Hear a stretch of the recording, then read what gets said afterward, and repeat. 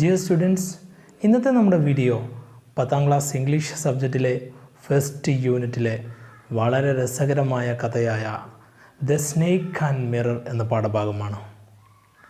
The snake and mirror എന്ന പാഠഭാഗം എഴുതിയിട്ടുള്ളത് കേരളത്തിലെ അറിയപ്പെടുന്ന സാഹിത്യകാരനായ വൈക്കം മുഹമ്മദ് ബഷീറിൻ്റേതാണ്. അദ്ദേഹത്തിൻ്റെ മലയാളത്തിലുള്ള കഥ വി അബ്ദുള്ള എന്ന വ്യക്തി ഇംഗ്ലീഷിലോട്ട് ട്രാൻസ്ലേറ്റ് ചെയ്തു. ആ മനോഹരമായ കഥ എന്താണെന്ന് നമുക്ക് നോക്കാം. ബഷീർ അറിയാം, Vaikom Muhammad Basheer. The Sultan of stories is a true lover of nature. പ്രകൃതി സ്നേഹത്തിൻ്റെ കഥകളുടെ സുൽത്താൻ എന്ന് വിശേഷിപ്പിക്കുന്നതാണ് വൈക്കം മുഹമ്മദ് ബഷീറിനെ. പ്രകൃതിയെ വളരെ രസകരമായിട്ട് അദ്ദേഹം അവതരിപ്പിച്ചിട്ടുണ്ട്. He highlights the blend of all creatures and nature in his stories. അദ്ദേഹത്തിൻ്റെ കഥകളിൽ പ്രകൃതിയും അതുപോലെ തന്നെ വിവിധ ജീവജാലങ്ങളുടെ കൂട്ടവുമൊക്കെയാണ് അദ്ദേഹം ഹൈലൈറ്റ് ചെയ്തിട്ടുള്ളത്. The stories evoke humor and sarcasm on the follies of man. അദ്ദേഹത്തിൻ്റെ കഥകൾ എവോക്ക് ചെയ്യുന്നു, എടുത്തു പറയുന്നു, ഓർമ്മപ്പെടുത്തുന്നു. എന്താണ് അദ്ദേഹത്തിൻ്റെ കഥകൾ എടുത്തു പറയുന്നത്? ഹ്യൂമറാണ്. നല്ല നർമ്മത്തിലായിരിക്കും അദ്ദേഹത്തിൻ്റെ കഥകൾ അവതരിപ്പിച്ചിട്ടുള്ളത്. സർക്കാസം ഉണ്ടായിരിക്കും. സർക്കാസം എന്ന് പറഞ്ഞു കഴിഞ്ഞാൽ പരിഹാസ രൂപത്തിലാണ്, പരിഹാസത്തോടു കൂടി അവതരിപ്പിക്കുന്നതിനെയാണ് സർക്കാസം എന്ന് പറയുന്നത്. On the follies of man, എന്തിനെയാണ് പരിഹസിക്കുന്നത്? ഒരാളെ വെറുതെ അങ്ങ് പരിഹസിക്കുകയല്ല, മനുഷ്യൻ്റെ ഫോളീസിനെ, മനുഷ്യൻ്റെ അവിവേകത്തെ, ബുദ്ധിശൂന്യതയെ. Here is a such a story. ഇവിടെ അത്തരത്തിലുള്ളൊരു കഥയാണുള്ളത്. Read and enjoy. നിങ്ങളോട് വായിക്കാനും ആസ്വദിക്കാനും ഒക്കെയാണ് പറഞ്ഞിട്ടുള്ളത്. The snake and mirror. Snake and mirror എന്ന് പറഞ്ഞാൽ പാമ്പും കണ്ണാടിയും. എന്താ പാമ്പും കണ്ണാടിയും കൂടി എന്താ ബന്ധം? നമുക്ക് നോക്കാം. Has a snake ever coiled itself around any part of your body? Has a snake ever coiled itself around any part of your body?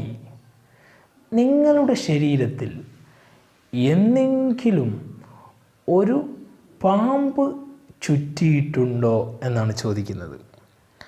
A full blooded cobra. അതും എങ്ങനത്തെ പാമ്പ്? നല്ല ഭീകരമായ പാമ്പ്, നല്ല ആരോഗ്യമുള്ള ഫുൾ ബ്ലഡഡ് ആയിട്ടുള്ള കോബ്ര ചുറ്റിയിട്ടുണ്ടോ എന്ന് ചോദിക്കുകയാണ്. All of us fell silent. ഇത് കേട്ട ഉടനെ ഞങ്ങളെല്ലാവരും സൈലൻ്റ് ആയിപ്പോയി. The question came from the homeopaths. ഈ ഒരു ചോദ്യം വന്നത് ആരിൽ നിന്നാണ്? ഒരു ഹോമിയോപാത്ത് ഡോക്ടറിൽ നിന്നാണ്. അദ്ദേഹം ഞങ്ങളോട് ചോദിച്ചതാണ്. ഞങ്ങൾ എന്ന് പറയുമ്പോൾ വൈക്കം മുഹമ്മദ് ബഷീറും അദ്ദേഹത്തിൻ്റെ ഫ്രണ്ട്സും, അവരോടാണ് ഹോമിയോപാത്ത് ഡോക്ടർ ചോദിച്ചത്. എന്ത്? നിങ്ങളുടെ ജീവിതത്തിൽ എന്തെങ്കിലും ഒരു പാമ്പ് നിങ്ങളുടെ ശരീരത്തിൽ ചുറ്റിയിട്ടുണ്ടോ എന്നാണ് ചോദിക്കുന്നത്. The topic came up when we were discussing snakes. എപ്പോഴാണ് ആ ടോപ്പിക്ക് കടന്നു വന്നത്? ഞങ്ങൾ പാമ്പുകളെക്കുറിച്ച് ഇങ്ങനെ ചർച്ച ചെയ്തുകൊണ്ടിരിക്കുമ്പോഴാണ്. നമ്മളെല്ലാവരും കള്ളന്മാരെക്കുറിച്ച് ഇങ്ങനെ ഡിസ്കസ് ചെയ്തുകൊണ്ടിരിക്കുമ്പോൾ നമുക്ക് എന്തെങ്കിലും ഒരു അനുഭവ കഥയുണ്ടെങ്കിൽ നമ്മൾ അവിടെ അവതരിപ്പിക്കൂലേ? അതുപോലെ ഈ ഹോമിയോപാത്ത് അവതരിപ്പിക്കുകയാണ്. We listened attentively as the doctor continued with the tale. We listened attentively. ഞങ്ങൾ വളരെ ശ്രദ്ധയോടുകൂടി കേട്ടു. As the doctor continued with the tale. ആ ഡോക്ടർ ആ കഥ തുടരുന്നത് ഞങ്ങൾ ശ്രദ്ധയോടുകൂടി കേൾക്കുകയാണ്. പാമ്പിനെ കുറിച്ചുള്ള കഥയല്ലേ, ആരെങ്കിലും കേൾക്കാതിരിക്കുമോ? ടൈൽ എന്ന് പറഞ്ഞു കഴിഞ്ഞാൽ ഇവിടെ കഥ എന്നുള്ളതാണ്. ഒരുപക്ഷെ സ്റ്റോറിയിൽ നിന്ന് വിഭിന്നമാവുന്നത് ചിലപ്പോൾ കെട്ടുകഥ എന്ന് പറയാറില്ലേ, അങ്ങനെയും നമുക്ക് ടൈലിനെ വിശേഷിപ്പിക്കാം. It was a whole summer night about 10 o'clock. അന്നത്തെ ആ ദിവസം ഒരു സമ്മറിലെ രാത്രി 10 മണിക്കായിരുന്നു. ഒരു വേനൽക്കാലത്തെ രാത്രി 10 മണിക്കായിരുന്നു. I had my meal at a restaurant. റെസ്റ്റോറൻറ്റിൽ നിന്ന് ഞാൻ രാത്രി ഭക്ഷണം കഴിച്ചു, മീൽ കഴിച്ചു. And return to my room. എന്നിട്ട് എൻ്റെ റൂമിലേക്ക് ഞാൻ തിരിച്ചു വന്നു. I heard a noise from above as I opened the door. എൻ്റെ റൂമിൻ്റെ ഡോർ തുറന്നപ്പോൾ തന്നെ മുകളിൽ നിന്ന് ചില ശബ്ദങ്ങൾ കേട്ടു. The sound was a familiar one. ആ ശബ്ദം വളരെ ഫെമിലിയർ ആയിരുന്നു എന്ന് പറഞ്ഞു കഴിഞ്ഞാൽ പരിചിതമായ ശബ്ദമാണ്, ഇടയ്ക്കിടെ കേൾക്കാറുള്ള ശബ്ദമാണ്. One could say that rats and I shared the room. One could say that rats and I shared the room. ഏതൊരാൾക്കും പറയാൻ പറ്റുന്നതാണ് എന്ത്, ഞാനും എലികളുമായിട്ടാണ് റൂം പങ്കിടുന്നത് എന്നുള്ളത്. I took out my boxes of matches. ഞാൻ എന്ത് ചെയ്തു, എൻ്റെ തീപ്പെട്ടി എടുക്കുകയാണ്. And lighted the kerosene lamp on the table. ടേബിളിൻ്റെ മുകളിലുള്ള മണ്ണെണ്ണ വിളക്ക് കത്തിക്കുകയാണ്. തേർഡ് പാരഗ്രാഫിലേക്ക് നോക്കാം. The house was not electrified. ആ വീട് ഒരിക്കലും എന്തല്ല, ഇലക്ട്രിഫൈഡ് അല്ല, വൈദ്യുതീകരിച്ചിട്ടില്ല. അതുകൊണ്ടാണല്ലോ മണ്ണെണ്ണ വിളക്ക് കത്തിച്ചത്. It was a small rented room.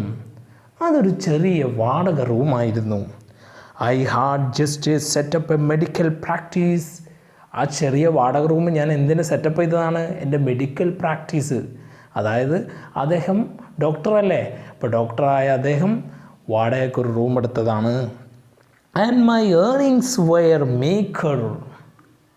എൻ്റെ ഏണിങ്സ്, എൻ്റെ സമ്പാദ്യം വളരെ മീക്കറായിരുന്നു. മീക്കർ എന്ന് പറഞ്ഞു കഴിഞ്ഞാൽ തുലവും തുച്ഛം, വളരെ കുറവ് വരുമാനമായിരുന്നു. ഡോക്ടറാണെങ്കിൽ പോലും ഇദ്ദേഹത്തിന് വരുമാനം വളരെ കുറവായിരുന്നു.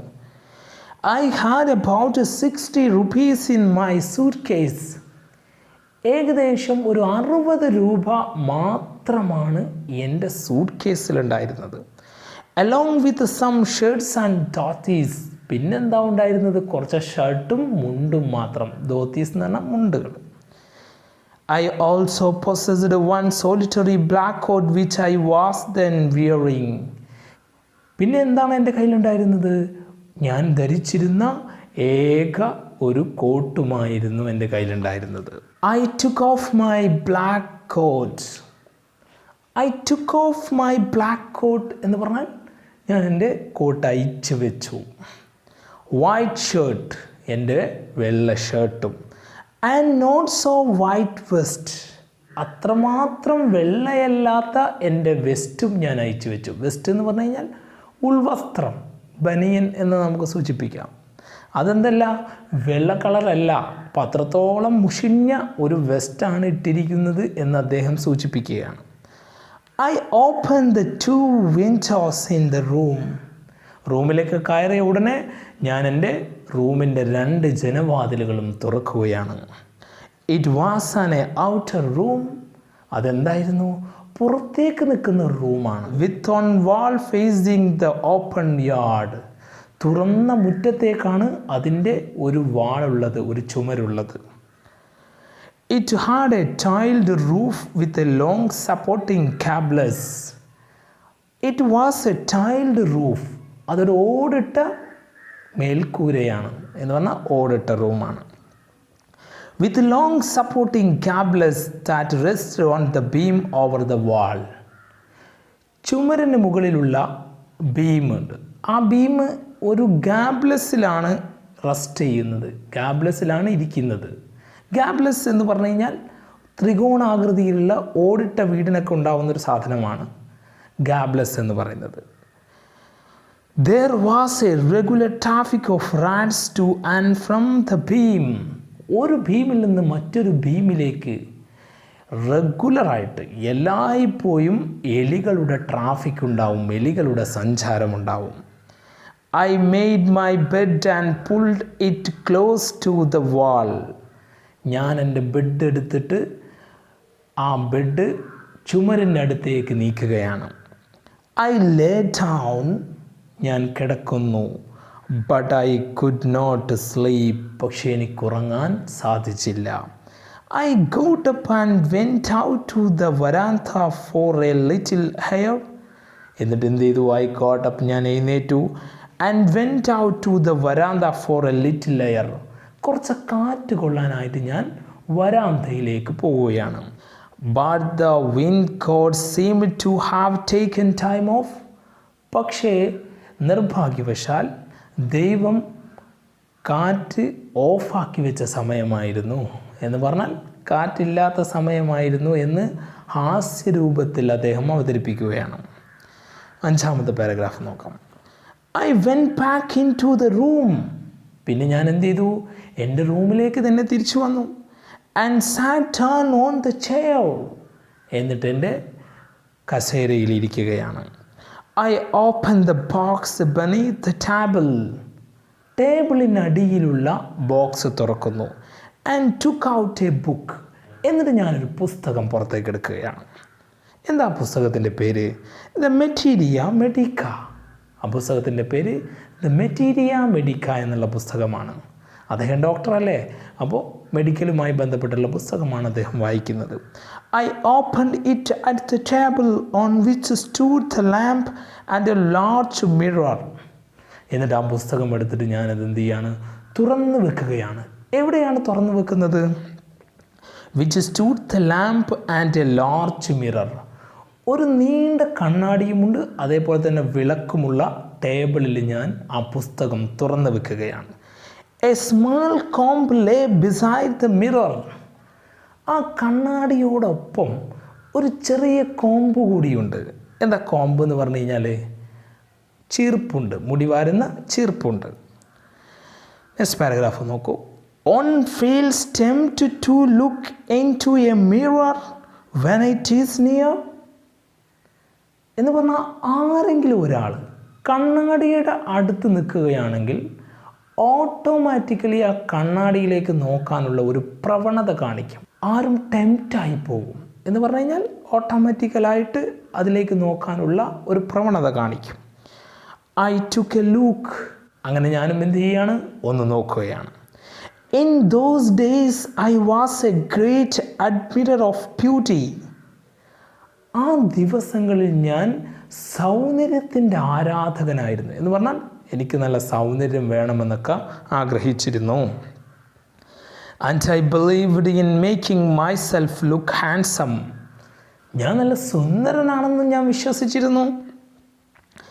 I was unmarried and was a doctor. ഞാനൊരു കല്യാണം കഴിക്കാത്ത ഒരു ഡോക്ടറായിരുന്നല്ലോ.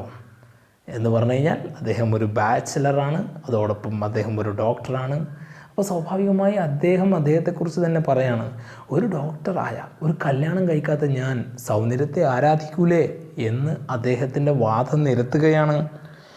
I felt I had to make my presence felt. എനിക്ക് എല്ലായിടത്തും എൻ്റെ സാന്നിധ്യം അറിയിക്കണമെന്ന് തോന്നുകയാണ്. അങ്ങനെയല്ലേ, സൗന്ദര്യമുള്ള ആളുകൾ സ്വാഭാവികമായി എല്ലാവരുടെ ഇടയിലും ചെല്ലും, ശേഷം എല്ലാവരും അദ്ദേഹത്തെ ശ്രദ്ധിക്കും, അതോടുകൂടി അദ്ദേഹത്തിൻ്റെ സാന്നിധ്യം എല്ലാവരും മനസ്സിലാക്കും. ഈ ഒരു ചിന്തയാണ് അദ്ദേഹത്തിൻ്റെ മനസ്സിലേക്ക് വന്നത്. എല്ലാ കല്യാണം കഴിക്കാത്ത ആളുകളുടെയും ചിന്ത ഒരു പക്ഷേ ഇതാവാം. I picked up the comb and ran it through my hair. ഞാൻ എന്ത് ചെയ്തു?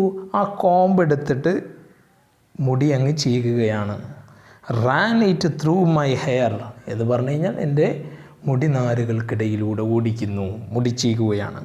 And adjusted the parting so that it looked straight and neat. എന്നിട്ട് ഞാൻ എൻ്റെ മുടിയൊക്കെ ഒന്ന് അഡ്ജസ്റ്റ് ചെയ്യുകയാണ്, ഒന്ന് പാർട്ടാക്കി മാറ്റുകയാണ്. അതോടൊപ്പം തന്നെ സ്ട്രൈറ്റ് ആണോ, വളരെ നേരെയാണോ നിൽക്കുന്നത്, നീറ്റാണോ, വൃത്തിയോട് കൂടിയിട്ടാണോ നിൽക്കുന്നത് എന്നൊക്കെ നോക്കുകയാണ്. Again I heard that sound from above. വീണ്ടും ഞാൻ മുകളിൽ നിന്നൊരു ശബ്ദം കേൾക്കുകയാണ്. I took a close look at my face in the mirror. ഞാൻ കണ്ണാടിക്ക് അടുത്ത് എൻ്റെ മുഖം കൊണ്ടുപോയിട്ടൊന്ന് നോക്കുകയാണ്. I made an important decision. ഞാനൊരു പ്രധാനപ്പെട്ട തീരുമാനം അവിടെ വെച്ചെടുത്തു. എന്തായിരുന്നു തീരുമാനം? I would shave daily. ഞാൻ എല്ലാ ദിവസവും ഷേവ് ചെയ്യും. And grow a thin mustache.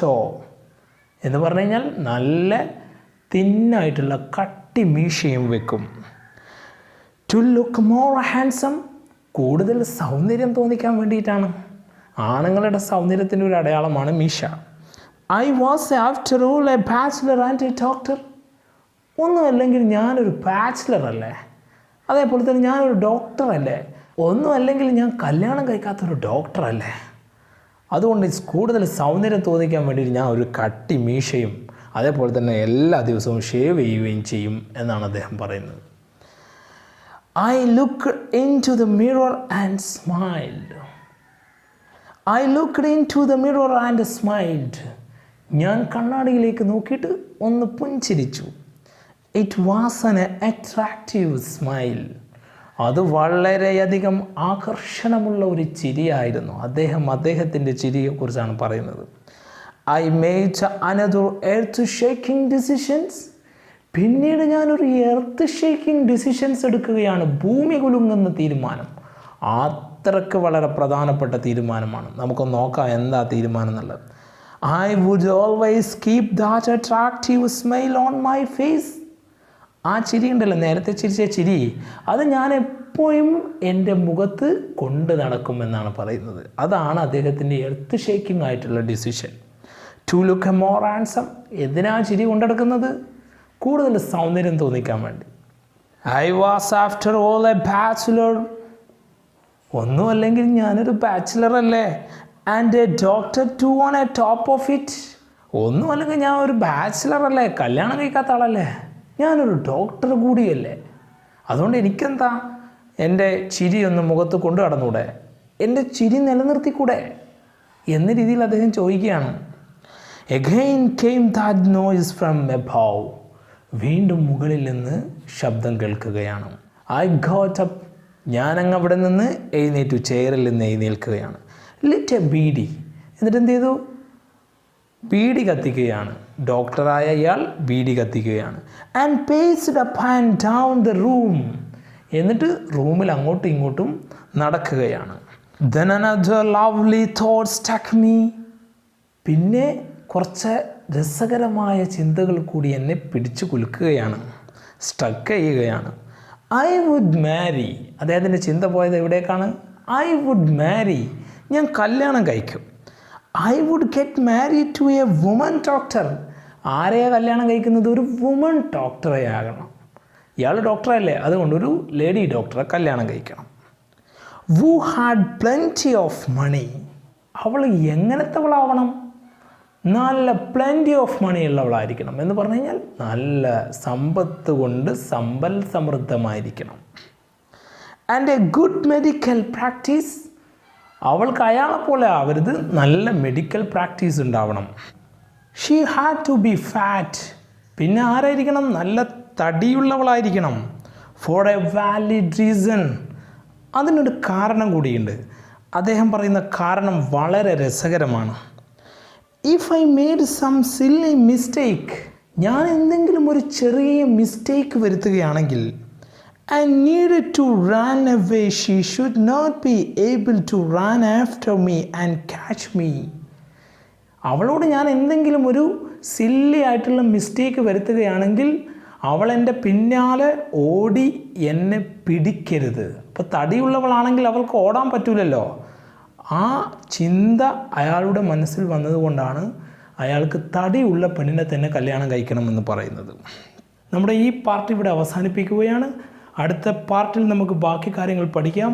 എജുകാബിൻ്റെ channel ഇതുവരെ സബ്സ്ക്രൈബ് ചെയ്തിട്ടില്ലെങ്കിൽ ഉടൻ നിങ്ങൾ സബ്സ്ക്രൈബ് ചെയ്യുക. മാത്രമല്ല ഈ വീഡിയോസ് ബാക്കിയുള്ളവർക്ക് ഷെയർ ചെയ്യുക. Thank you so much.